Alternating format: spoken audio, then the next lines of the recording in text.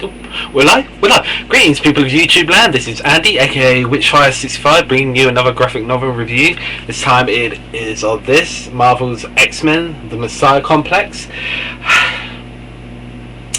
In the wake of the events of House of M, decimation, and endangered species, the mutant race is on the brink. Each and every mutant death brings them closer to extinction. There is no hope. There's no hope at all, and they're just barely holding it together. The X-Men, who once stood to protect the mutants, now do everything they can in the power to ensure that the mutant race does not blink out of existence forever. And then they find that they are fighting a losing war. They are losing the war.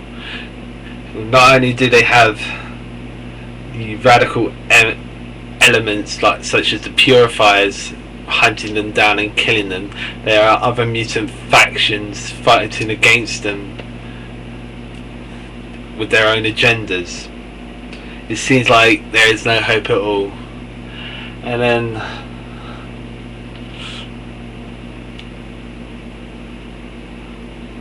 And then there is a miracle happens. A mutant child is born, and the birth of this child screams out and practically stuns every mutant telepath on the planet and seizes up Cerebro, yelling with its birth. You could call it a Big Bang effect. It's screaming that they're screaming out that this birth heralds the rebirth of the mutant race. So now the fight is on. The fight is on to gain control of this child and bring the mutant race back from the brink. However, though, it's not just black. It is not plain black and white. There's shades of grey throughout this book. It's not only is it a story about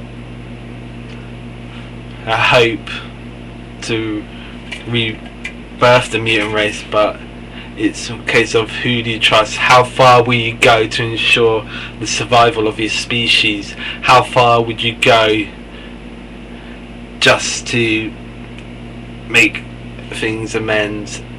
And what would you do about it? Just how much would you go through for the greater good? And along the way, just who will you trust?